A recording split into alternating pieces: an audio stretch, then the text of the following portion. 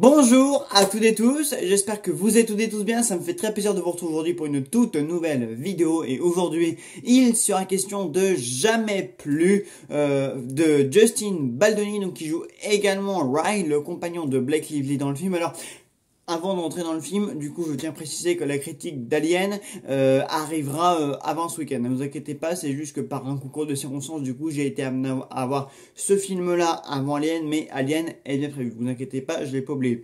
Jamais plus, c'est l'histoire de Lily Blossom, donc jouée par Blake Lively, une jeune femme qui vient de perdre son père et qui habite à Boston et qui va ouvrir son magasin de fleurs, qui va tomber amoureuse d'un homme qui s'appelle Ray Kincaid, donc et je pars le réalisateur du coup, et donc alors que les deux entament une relation amoureuse sérieuse et que du coup la sœur de son compagnon travaille avec Lily justement dans son magasin de fleurs, leur relation prend de plus en plus une tournure malsaine et voilà, du coup on va suivre en fait le couple entre Lily et Ray, donc tout du long de leur acheminement et de leur parcours.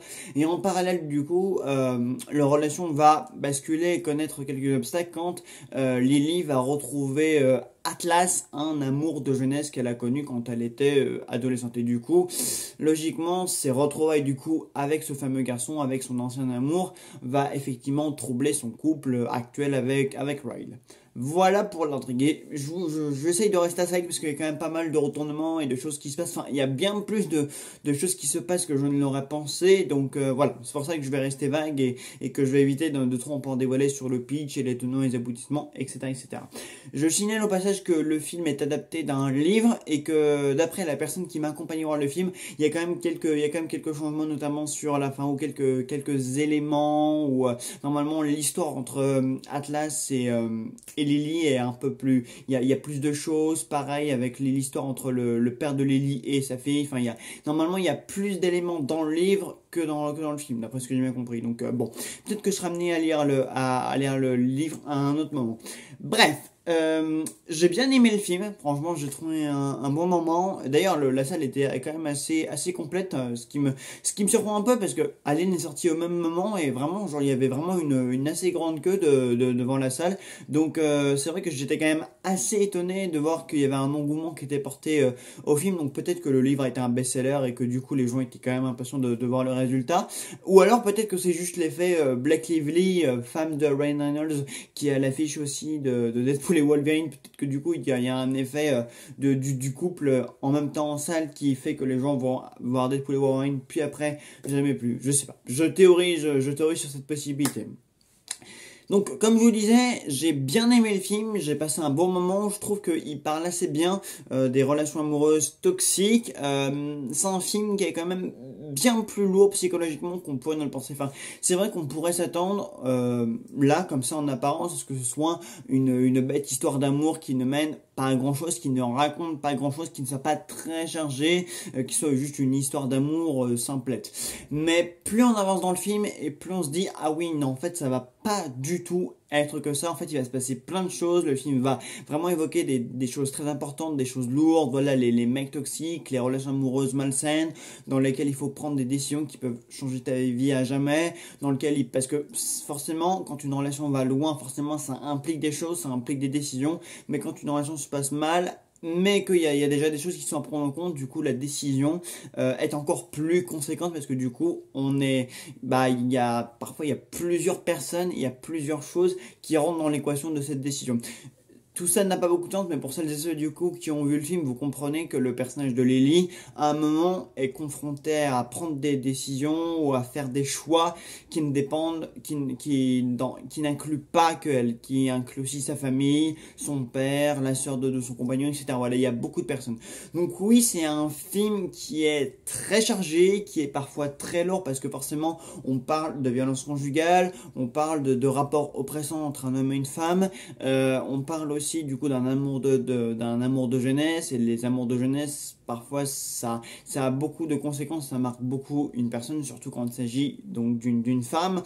Je voulais quand même toucher un mot sur le personnage de Riley, qui est typiquement l'archétype du personnage masculin que je déteste, aussi bien dans la vie de tous les jours que en général comment il est représenté dans la fiction. Voilà, c'est cette espèce de mâle dominant, baraque, musclé, avec un regard animal, des cheveux ondulés. Vraiment, l'acteur comme le personnage, tout comment il est représenté, comment il est incarné, j'aime vraiment pas du tout ce type de personnage. Voilà, ce type d'homme qui a une emprise, qu'on ressent comme étant une bête animale qui peut rapidement basculer dans une violence assez terrible s'il y a un événement, s'il y a une chose qui vient se mettre en travers de sa route et qui n'était pas forcément prévue. On sent que c'est quelqu'un dès qu'on le voit à l'écran, on voit que c'est quelqu'un qui peut très vite être empli de violence et de haine et peut très vite avoir le coup facile. Et c'est ce qui arrive dans le film. Et d'ailleurs, dès qu'on le voit, la première chose qu'on voit du personnage, c'est littéralement lui en train de s'acharner sur une chaise. Et c'est de cette manière que justement que va s'engager sa conversation du coup avec le personnage de Lily. Voilà, il rentre en scène et directement il est énervé, il est dans un excès de violence. Et vraiment, en fait, c'est pour ça aussi que j'avais un peu quelques ressentiments, parce que je voyais la tête du mec et je me suis dit, vraiment, quoi, cette espèce de bad boys avec des gros bras, enfin, bref, c'est le genre de personne au physique, en fait, que je n'aime pas, parce que comment ce genre de personnage est représenté aussi bien même dans les films que dans les séries, c'est jamais en général des personnages très sains sur qui tu peux compter. C'est toujours généralement des hommes qui font toujours du mal aux femmes, qui les font toujours souffrir, ou même les femmes, leurs femmes, ou même les femmes en général. Bah, c'est toujours des hommes très toxiques qui ont une emprise vraiment malsaine sur la femme. Et typiquement, dans le film, c'est ça, quoi. C'est vraiment le mec soit un obstacle à côté de lui, tout de suite, cet obstacle-là, il va tenter vraiment de le rayer de sa route, mais juste avec la violence, quoi. C'est vraiment le genre de personnes qui ont le coup de poing très facile et les mots très très durs. Et par exemple, il y a beaucoup de moments où ça se vérifie aussi, parce que au niveau de la voix, comment il s'exprime, la manière dont il parle à Lily régulièrement dans le film, tu sens, il y a une autorité qui se dégage de sa personne. Et ça, vraiment, j'ai détesté. Comme on donné, t'as juste envie de lui dire, mais tu vas vraiment te calmer, parce qu'en fait, c'est pas comme ça qu'on parle aux femmes, quoi. Il y a vraiment une manière de s'adresser aux gens. Il y a un moment où il veut lui faire avouer quelque chose, et non seulement, du coup, il a le regard qui lui porte dessus, qui est très pesant, mais en plus, il lui balance un truc, genre, c'est un passage où c'est un moment du film où le personnage d'Atlas est concerné. Et évidemment, Atlas, il y a une rivalité qui s'installe très vite entre Atlas et Ryle. Je rentre pas plus dans les détails. Et à un moment donné, du coup, il y a Atlas, du coup, qui rôde un petit peu dans les barrages. Et Ryle, du coup, pour faire avouer quelque chose à Lily, qui se passe dans un magazine. Il y a un rapport avec un magazine. Il lui dit par exemple, lis ou continue ou vas-y, va directement à la ligne. Et la manière dont il lui dit les choses, vraiment tu sens l'autorité, tu sens presque c'est un ordre en fait. C'est comme si il lui parlait, c'est même plus un homme qui parle à une femme, c'est vraiment un mâle qui parle à une femelle. Vraiment, c'est presque un mâle dominant qui lui ordonne de faire les choses. À un moment donné, t'as juste envie de lui dire, mais en fait, tu ne lui parles pas comme ça. C'est pas comme ça que tu vas obtenir d'elle sa confiance ou qu'elle se sente en sécurité avec toi. Et à un moment donné, le personnage de Lily ne se sent plus du tout en sécurité. T'as juste envie de lui dire, mais forcément, mec, forcément, tu lui parles comme ça, tu agis comme ça sur elle, alors ne t'attends absolument pas à ce que, de son côté, elle se sente en sécurité ou qu'elle veuille rester auprès de toi. Et même à un moment donné, sa sœur lui conseille vraiment de fuir la situation. Donc oui, je vais avoir un gros problème avec le personnage de Riley, parce que forcément, lui ou même d'autres personnages de fiction qui ont son apparence ou son comportement ou son attitude à lui, franchement, c'est vraiment un comportement, c'est vraiment une représentation de l'homme que je déteste. Voilà, le mâle dominant, autoritaire qui parle à une femme comme il parle à son chien, ou comme si c'est lui qui dominait la situation, comme si c'est lui qui ordonnait les choses. Franchement, j'ai dû beaucoup de mal à être d'accord avec cette représentation de l'homme, et c'est vraiment le type de personnage masculin que je déteste, vraiment. En plus, c'est l'acteur, enfin je l'ai appris pendant le film là, parce que c'est la personne qui m'accompagnait qui me l'a dit, mais c'est le mec qui jouait dans Jane the Virgin. Bon, du coup dans Jane the Virgin, pareil, l'archétype du mec vraiment beau gosse, baraqué, beau cheveux, etc. Je détestais déjà ce mec, déjà dans Jane the Virgin. Bon, j'ai dû regarder 10 épisodes quand j'avais 17 ans, bien avant l'ouverture de cette chaîne, quand c'était sur Netflix à l'époque, et je détestais déjà le personnage. Donc, voilà.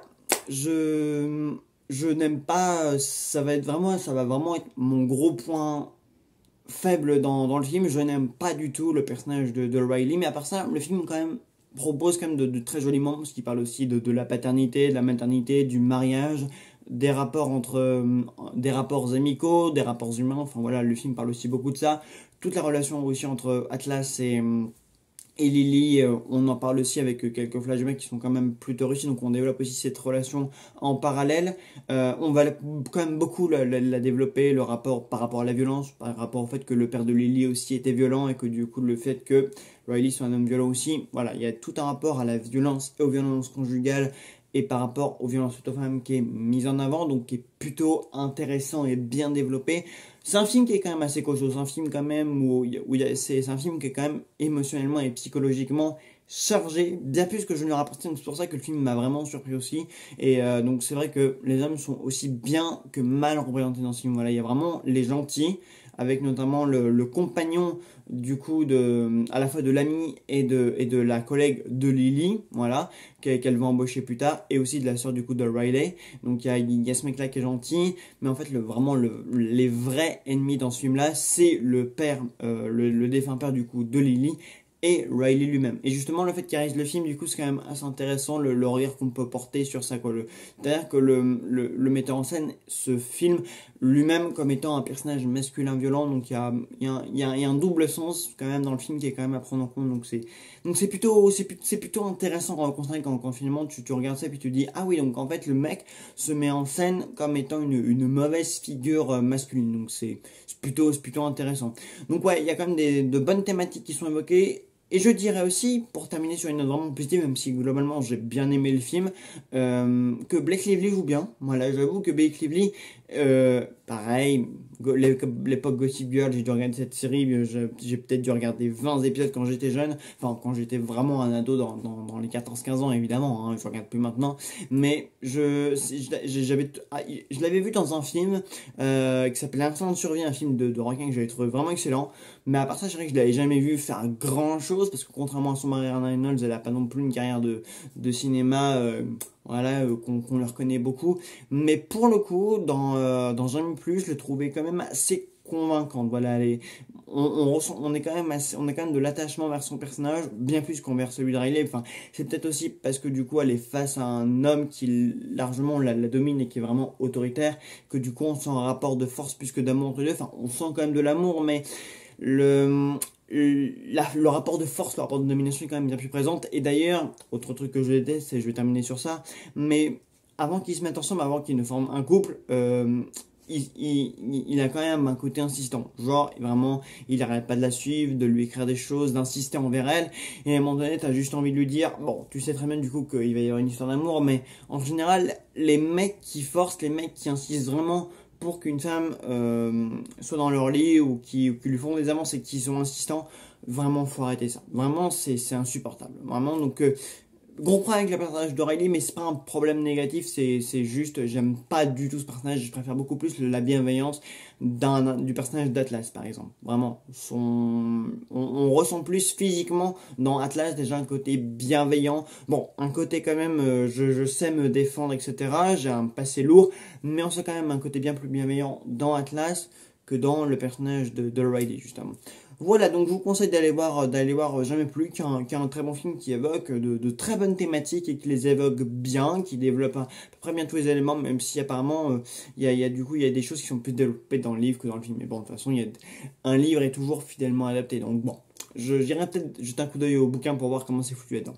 Voilà. En attendant, moi je vais aller voir Alien. Voilà, je vous en dirai plus tard mon avis. Donc j'espère que vous apprécié, parce que je vois du bon, je vois du moins bon sur ce film. Donc bon, je me dis, je vais y aller quand même assez con, parce que j'aime beaucoup Alvarez, comme je l'avais dit lors de ma vidéo réaction. Et puis bon, on se retrouve pour cette vidéo. Bah écoutez, passez un bon après-midi, à très vite.